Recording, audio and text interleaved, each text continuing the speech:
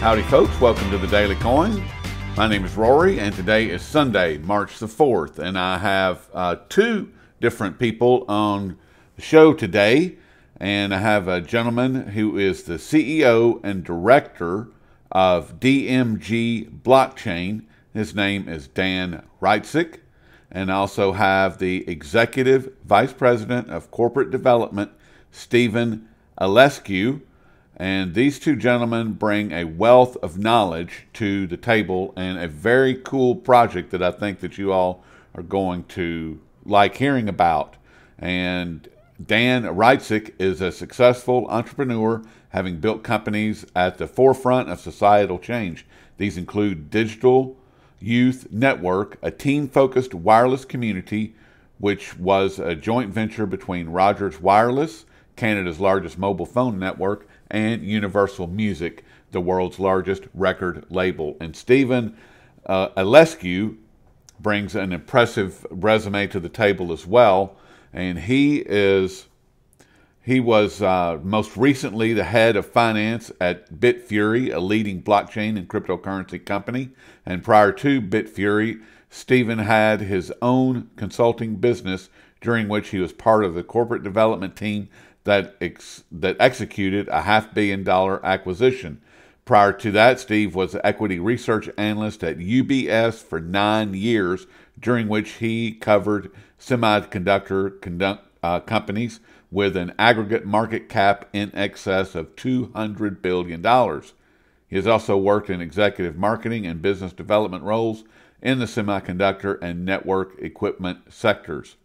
And that is Dan Reitzik and Stephen Alescu from DMG Blockchain, and you can find them listed on the Toronto Venture Exchange under the symbol DMGI, and coming soon to the over-the-counter market here in the United States under the symbol DMGGF.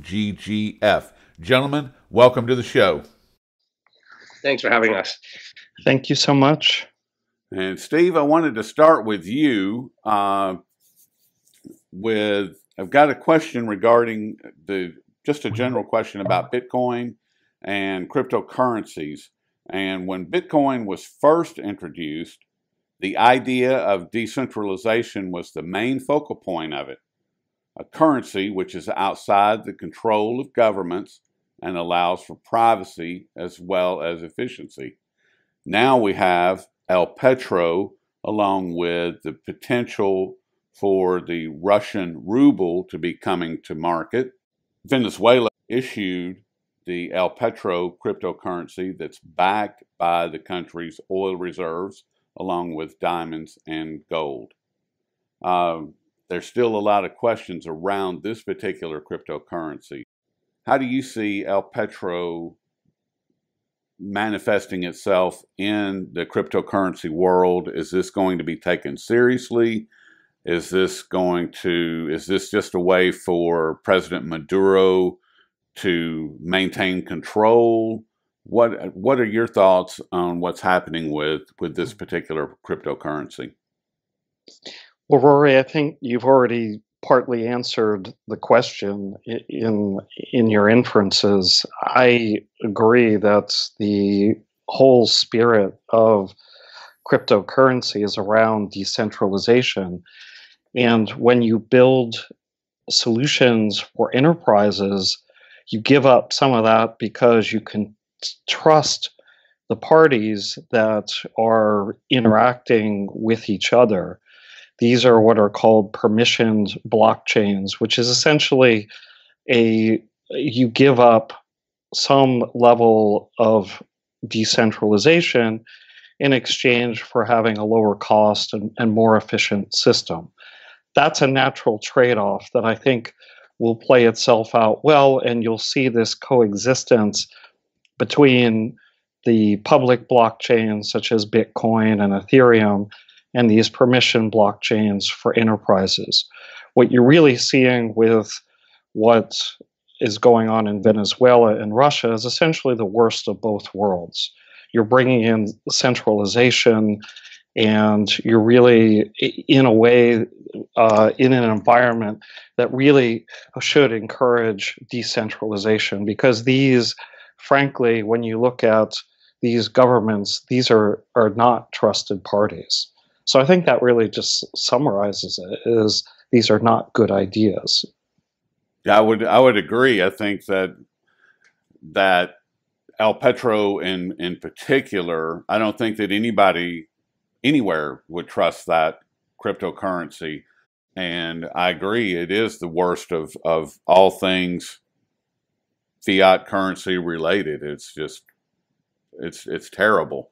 And Bank of America, they just sent a report to the U.S. regulators that their business model is in jeopardy since they can't compete with cryptocurrencies that are able to transfer value globally. They have the cryptocurrencies have low fees and the speed of transaction. And do you see traditional banking as being obsolete, or do you think that cryptocurrencies are going to really attack the status quo of the current banking system? Well, I think when going back to what I was mentioning earlier about permission blockchains, essentially groups of banks can get together and utilize the technology for their back end to make themselves more efficient. You're already seeing this reflected in the market cap of Ripple, which is effectively trying to be this next generation back end network so banks can move money among themselves. So, I think when you look at the bank's problems, I mean, I worked for an investment bank for a number of years, and I've seen the technology transitions occur, and it's a lot more than just cryptocurrency. Just you're seeing now robo advisors where the fees are 0.25% management fees instead of 2%. You're seeing the peer-to-peer lenders such as Lending Club and SoFi, and you're just seeing other types of online technologies really undermine the banks, and they're left with all this overhead of their branches, and losing money on consumer checking accounts. And it's really a business model that's been under siege for a long time. And I don't want to say cryptocurrency is necessarily going to provide a tipping point. I think it's actually somewhat neutral given the regulation in that industry. It's going to take a long time before cryptocurrency truly could penetrate in a negative way. I think so. The banks do have time to react, but I think in all the banking business model and the history of the over the past 10 years of low interest rates is just creating a lot of secular challenges for that industry. Do you think that the fact that you mentioned low interest rates, do you think that our economy is not doing as well as we're told that it's doing, and that's impacting the banking industry as well? Yeah, I mean, I think just the slow growth, given the depth of the recession and the underlying causes of the Great Recession, certainly have created some challenges for the bank. So, yeah, you could say that the growth the last 10 years has been underwhelming, but I think there's some probably other causes for that as well. And it doesn't necessarily say that things are worse than we've been told. Many of the banks are banning cryptocurrency purchases with credit cards. And do you see this as a declaration? What are your thoughts on banks actually attacking cryptocurrencies in this manner? Well, they're just scared of what they don't really understand. And I think it's just more basic that they don't want to be necessarily liable for the types of changes in value that can happen with cryptocurrency, and just the potential for class action lawsuits and things like that. I think it ends up being more practical that they just want to avoid cryptocurrency, also potential for money laundering that can happen with cryptocurrency, or at least the perception that it can happen, and just saying, well, we're just better off not dealing with this, and just not making it another issue that could negatively impact us. So I really think it's just more of just risk aversion than anything else. Do you see a world in the near future where we have both private and centralized government bank issued cryptocurrencies, where we've got two different currencies competing with one another, one private and one public? Well, yeah, I mean, certainly with what Russia is talking about is effectively a cryptocurrency that's directly tied to fiat, and that doesn't really get people very excited. That's just going to potentially make the government more efficient, but as you indicated in Venezuela, it's also potentially another way for the leaders to further enrich themselves at the expense of the people. So the great thing about Bitcoin, the killer app really for Bitcoin, is that no government can kill it. And by definition, whatever governments try to do with their own currency, Bitcoin and these other public blockchains are here to stay. And I think just whatever governments do, people will continue to use Bitcoin, and people will look to Bitcoin as a store of value if it's tied to fiat.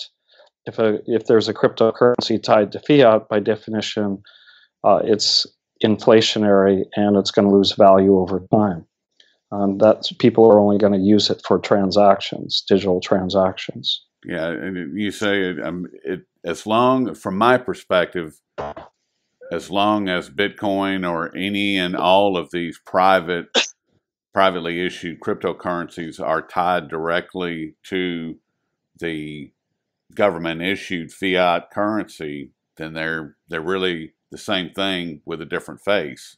And exactly, it's until a Bitcoin has a value based in Bitcoin, then it's nothing but a Federal Reserve note with it being called Bitcoin. That's the only difference, because they're the same thing. It just becomes a digital version of regular fiat currency. Right. And do you not see do you think that the banks and the central banks in particular and the governments, China's been very aggressive about some of the exchanges and some of the transactions and some of the cryptocurrency community? They've been extremely aggressive about attacking the cryptocurrency community. Do you see that spreading, or do you think that that governments and central banks are just going to concede and just go, oh well, we have a competing currency? Well, in the case of China, they're trying to limit the amount of money that leaves the country. So there's some practical reasons that they've put those limits. In other countries, that's not necessarily as big of an issue. Certainly, the Chinese government will exercise control where they can. I mean, they're a huge economy that has a central authority. So I think China is somewhat unique in that respect, that it carries a lot of weight, and but it's effectively a dictatorship, and you're essentially seeing the results of that. I know Leo Gans has been working with you all at DMG Blockchain, and he's actually put together a a package for you all, and he's published it in PDF form at the website pureblockchainwealth.com/chain. And I wanted to ask Dan a couple of questions. Dan, you still with us? I sure am. And I wanted to take a look at DMG blockchain and what you guys have going on over there. And I know that the company is monetizing the blockchain technology in a variety of ways. And how are you guys able to accomplish this? Yeah, thanks very much for having us, by the way. DMG Blockchain Solutions is a diversified Bitcoin and blockchain company. And when I say diversified, we have numerous different revenue streams. We have our own mining facilities on an industrial scale. In fact, we're building one which is 85 megawatts, enough to power 50,000 individual miners, and I believe the largest in North America. We'd also do mining as a service. So we have strong relationships in Japan, where more than 50% of all cryptocurrency trading occurs globally. And it's also the first government to regulate cryptocurrency as a currency. But we have strong relationships in Japan where we have clients that want to mine their own Bitcoin, but they don't have the expertise to do so, and they don't have access to the hardware and the software and understanding the power distribution models and things like that. So we do something called mining as a service, where we sell them the hardware, we provide the hosting at our facilities, they pay us in fiat currency, and they receive all the Bitcoins generated. So that's one aspect of our business, is the mining portion. The other aspect is, when Bitcoin was first created, it was the underlying technology that got everybody excited, namely blockchain technology. And at the end of the day, cryptocurrency is just the very first, very successful, widely adopted application of blockchain technology. Yes. But blockchain can be used in many other ways. Yes. And so, as a company, we're focused on two very specific uses and clients. One is in supply chain management, which is, blockchain allows for total profit of a product as it moves through a supply chain. You can't go back and change records. Everybody can have a copy of the records or the ledger. So supply chain management for high value assets or controlled substances is a very good use case for blockchain. So we're working with groups in Canada that are in the controlled substance business, and the government obviously needs to understand the total and guaranteed provenance of product as it moves from supplier to distribution and then out to the final retail customer. So it's a platform that we're building here in Canada to handle supply chain for high value products, and in this case, controlled substances.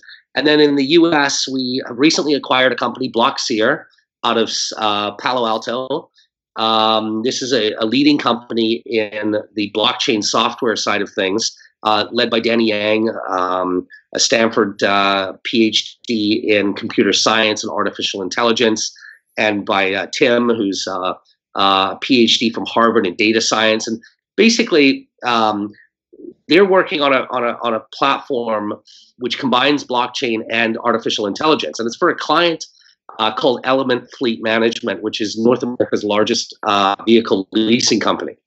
And so Element came to us and basically recognized they have an issue. Their business model is predicated on extending the lifetime and life cycle of a vehicle.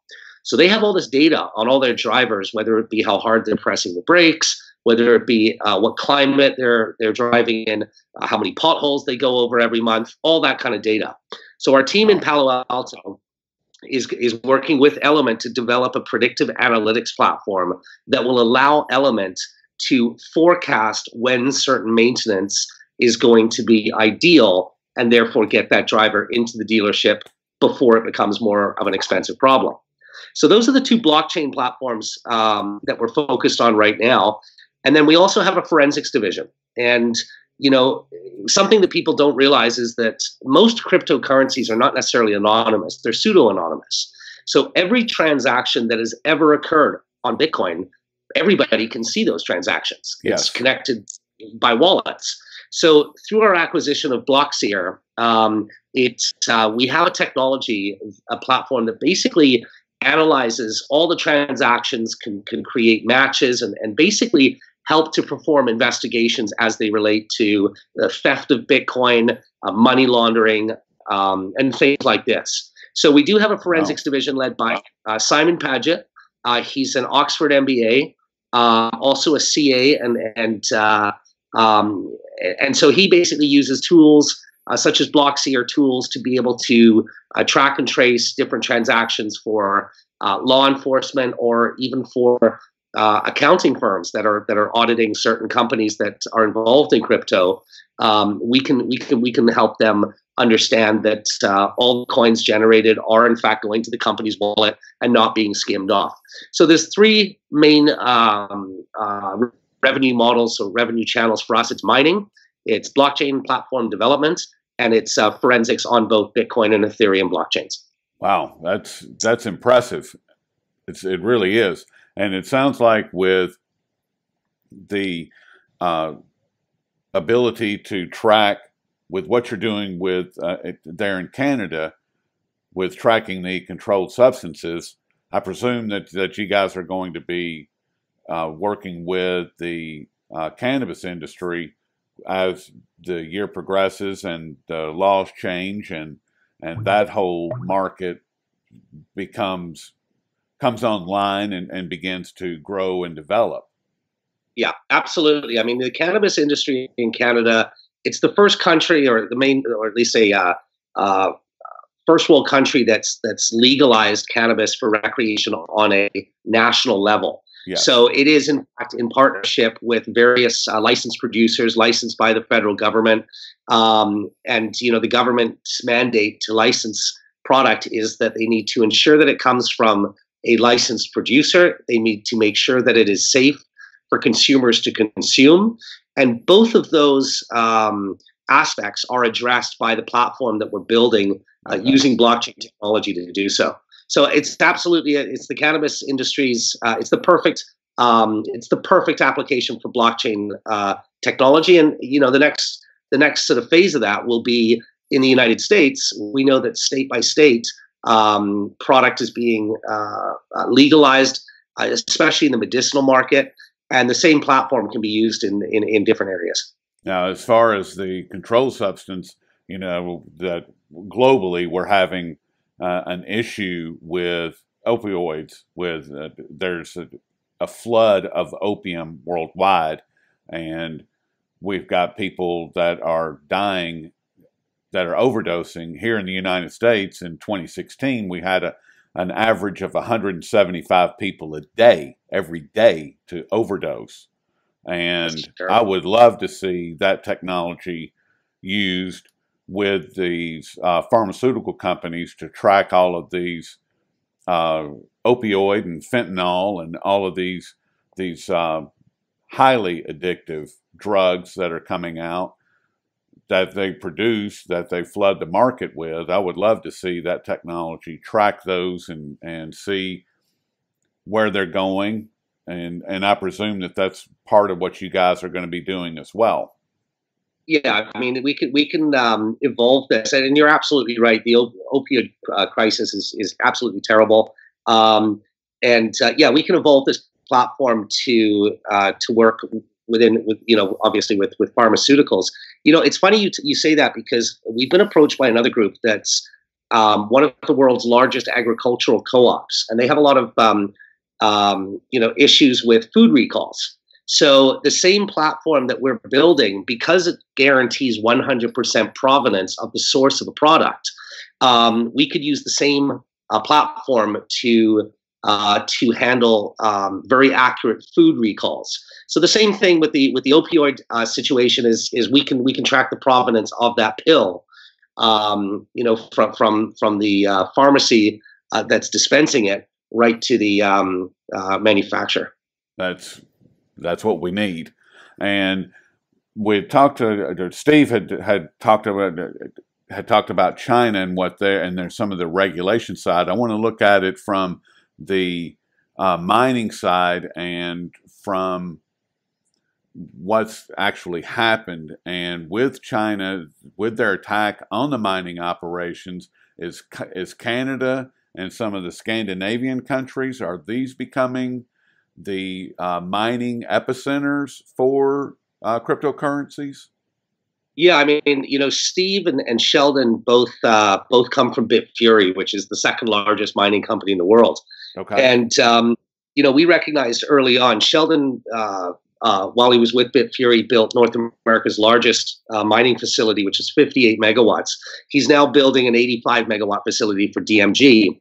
But you're absolutely right. So 80% of all crypto mining is currently done in China. And there's issues with control, like Steve alluded to earlier, but also nationalizing this now that it's become so lucrative. So we're actually getting calls on a frequent basis from Chinese groups, saying, "Hey, we've got 10,000 machines. We want to get them out of China. Can you guys host them for us in Canada?" And there's going to be a huge opportunity. I feel that within the next year, Canada will probably be the global leader in terms of crypto mining. And people ask, well, why is that? Well, there's a couple of reasons why. One is our climate here. Our climate here, ideally, mining is ideal between minus 25 degrees Celsius. I'm sorry, I don't know what that is in Fahrenheit. I believe about 82 to minus 25. And so where we've got our facilities, there's only about 6 to 8 weeks a year that's outside of that temperature range. So climate-wise, it's ideal. Another reason Canada is ideal for mining is because our entire history was built on resources, whether it be gold mining or diamonds or forestry industry or pulp and paper. And so the access to power, and this is huge amounts of power. For example, the facility we're building right now is enough power to power 100,000 homes. So wow. You have to have access. Yeah, I know it's a large project. You have to have access to power, and because of our history in Canada as a resource country, we have small towns that may have had a gold mine or may have had a pulp and paper mill that's needed a lot of power. So the infrastructure is already there, even though that mine may have been closed down or that pulp and paper mill has moved on. So we have access to power, and at a good rate. We have the right climate, but we also have rule of law. And this is something that I don't have the mining background. That's primarily Sheldon. And I'll get a call from someone, and they'll say, Dan, we'd love for you guys to work with us. We have a facility we'd like to launch in Eastern Russia. And it's going to be huge, and we'll pay you guys lots of money to help us design and engineer this facility. And I'll get all excited, and I'll go to Sheldon and Steve, and I'll say, hey, guys, I'm really excited about this opportunity. And Sheldon will just say, Dan, you know what? The problem with this is you can't go into countries like that because at the end of the day, an oligarch or a warlord is going to come and take the facility. They're so profitable and so valuable. So Canada has rule of law. The government doesn't necessarily step in and tell us what to do, as evidenced by the first country to legalize cannabis. And so that's the reason Canada makes sense. Scandinavia makes some sense too. It's got the right climate. It has skilled labor. But the problem with Scandinavia, in many cases, and especially Iceland, where you hear a lot of this, is the supply chain. So a lot of the things that we have to buy to build these industrial mines come from China. And British Columbia and Canada have obviously very easy access to China in terms of its supply chain. The problem with Iceland is it's an island. So it's hard to get materials there, but also labor is very expensive in Scandinavian countries. Okay.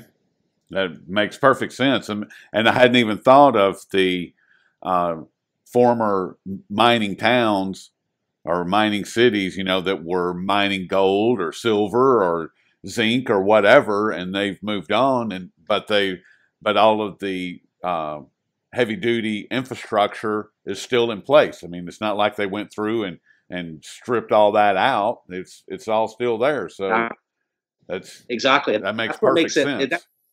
And it's funny because Canada seems to be leading the charge when it comes to the venture capital that's going into industrial mining companies.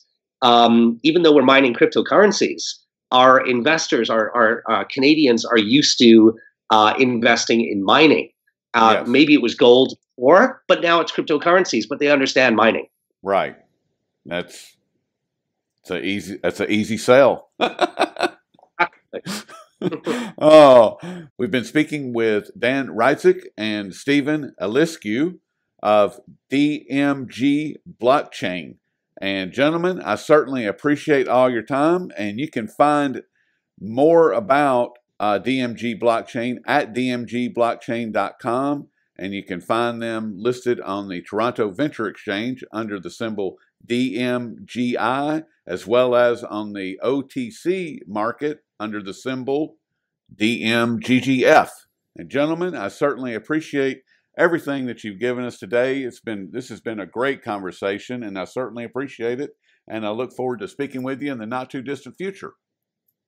Great. Thank you so much, Rory. Yeah, thanks very much for having us.